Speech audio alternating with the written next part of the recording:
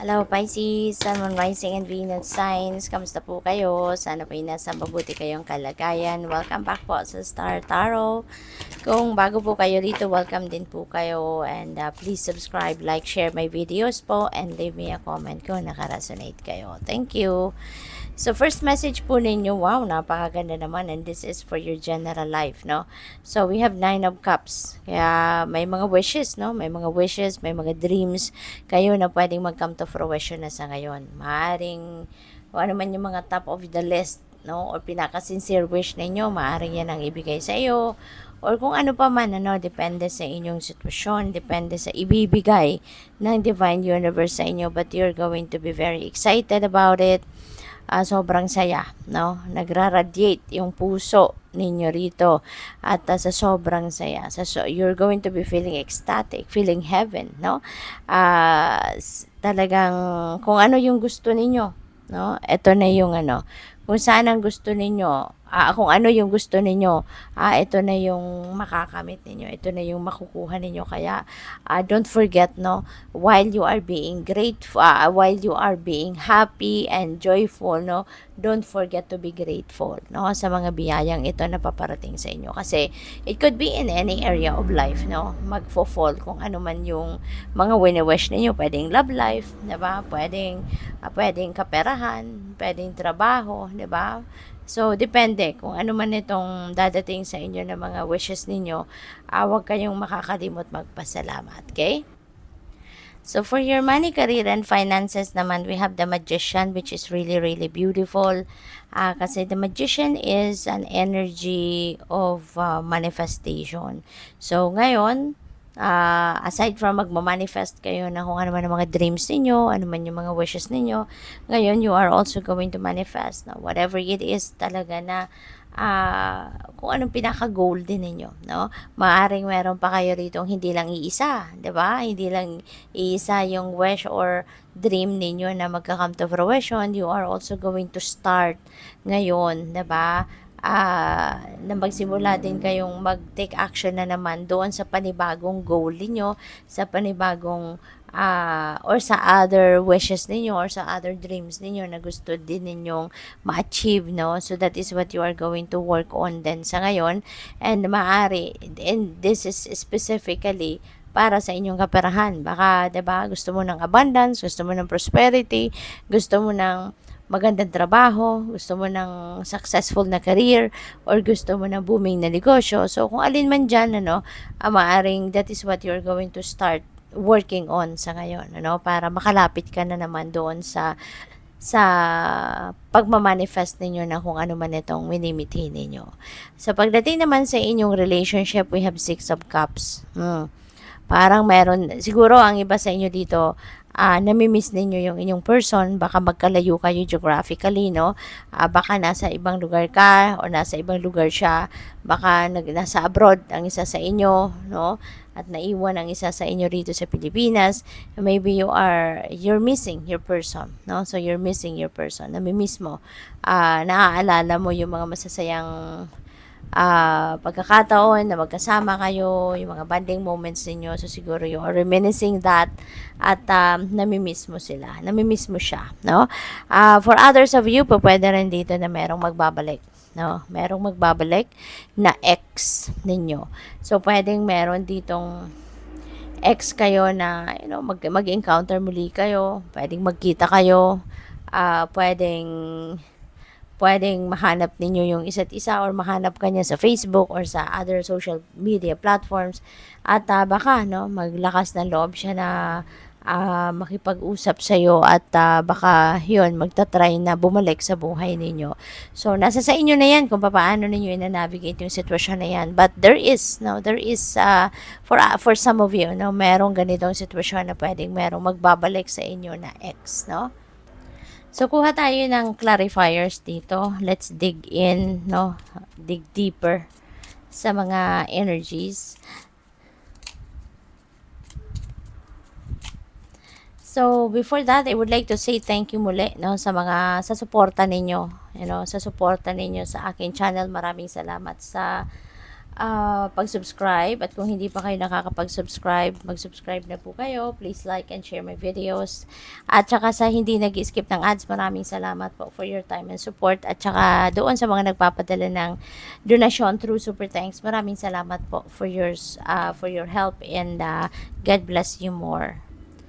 So, dito sa Nine of Cups, we have Queen of Swords. Ayan. So, feeling ko dito, no, kasi si Queen of Swords is also about decluttering your life, is also about decluttering your energy field. So, in order for you to receive, no, in order for you to receive this, a beautiful blessing, no? Ibigay sa iyo yung lahat ng positivity, lahat ng good things, lahat ng mga minimithi ninyo rito, no? You need to declutter your life in order for you to make room for this beautiful energy, to make room for this beautiful blessing na ipapadala sa inyo. Kailangan mong magtanggal, no, ng something sa buhay ninyo, something that doesn't serve your highest good, something na hindi naman na napapakinabangan, something na hindi na nagsiserve ng inyong best interest. You need to make room sa buhay ninyo. You need to make room sa sarili ninyo para dito sa bagong sa bagong blessing na ito, no? So, declutter your life, no? Tanggalin na ninyo yung mga bagay na hindi na naman na ninyo ginagamit, no? Kumbaga, spring cleaning ang gawin ninyo sa ngayon, na maglinis kayo ng mga gamit ninyo, at hindi lang yan, no? Hindi lang sa physical space ang paglilinis, kundi paglilinis din sa buhay ninyo mismo. Mga tao na hindi na nagsiserve ng best interest ninyo, mga tao na toxicity na lang ang hatid sa buhay ninyo, tanggalin nyo ng mga yan, 'di ba? Or situations, no, kunyari friendship, 'di ba? Meron kayong mga friendly relationship na akala mo kaibigan mo sila pero hindi naman pala, 'di ba? So you may also disconnect with those people. You may also release yourself, no, from that kind of friendship na baka hindi naman talaga nakakatulong sa inyo, hindi naman nakakapaghatid ng good vibes sa inyo. So, tanggalin nyo na din yung buhay, yung sarili ninyo from that situation. Yung mga ganon ba, no? With the Magician, we have Two of Pentacles. Ayan. So, ang dami ninyong gustong gawin. Ang dami siguro ninyong naiisip na gawin dito, no? So, hindi naman pwedeng lahat, 'di ba, gagawin ninyo. You really need to choose. You really need to prioritize something. So, kailangan ninyong isipin kung alin dito yung mas importante, alin dito yung pinakamahalaga sa'yo. So, maaring yun na muna ang unahin ninyo. Kasi you can't give your 100%, no, on both mga bagay-bagay na yan. Kung kunyari, 2 or 3 ang gusto mong gawin, 'di ba? You can't give your 100% on all of them, 'di ba? 2 lang ang kamay mo, 2 lang yung paa mo, 'di ba? Kaya kailangan ninyo na isipin kung alin dito yung dapat na i-prioritize, no? Kasi you can't serve too many masters at the time, 'di ba? Hindi ninyo mabibigay yung 100% ninyo diyan. So, mas maganda mag-focus lang muna kayo sa isa para nang sa gayon makapag-focus kayo, mailagay ninyo yung lahat-lahat na effort and time and energy, and mas mabilis ninyong mapagtagumpayan yan, kasi yun nga, ninyo yun, no? Makakapag-focus kayo kasi iisa lang yung iisipin ninyo, iisa lang yung pagbibigyan ninyo ng oras, panahon at attention ninyo. With the Six of Cups, we have Eight of Pentacles. Ayan. So, siguro dito, no, kasi sa Eight of Pentacles, this is you working hard, nagtatrabaho ka, nagtsatsaga ka. So, maaari. So, parang, rito, ang mangyayari, both of you, no, you and your person are going to work on to nurture, to cultivate your relationship, lalo-lalo na kung magkalayo kayo.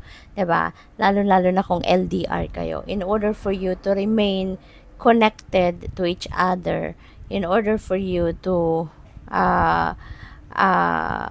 allow your relationship to grow even if geographically apart kayo, magtutulungan kayo rito, or kailangan ninyo magtulungan na i-nurture ninyo yung pagmamahalan ninyo, yung relasyon ninyo, i-cultivate ninyo yung relasyon ninyo para mag-stay kayo, 'di ba? Sa bawat isa, walang matempt, no, na tumingin sa iba, yung mga ganon. So, you need to focus, no, both of you need to help each other para mas maging malakas, mas maging matatag, no, yung inyong relasyon kahit LDR kayo. So, tingnan natin kung ano ang final message ni Pisces. Final message po ninyo, temptation. Ayan. So, parang kakasabi ko lang ng temptation. So, here you go. May temptation. Sabi dito, are you in denial about an unhealthy habit? Perhaps one that makes you feel guilty? This fairy says you have the power to overcome temptation, whatever it's, guys. Ayan. So, yun.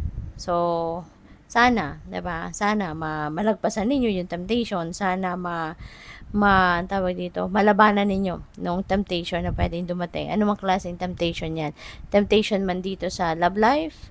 Kasi, di ba, parang merong magbabalik, di ba? So, pero kung dati na kayong may karelasyon, so, definitely, baka, yun nga, temptation, no? Lalabas na temptation siya.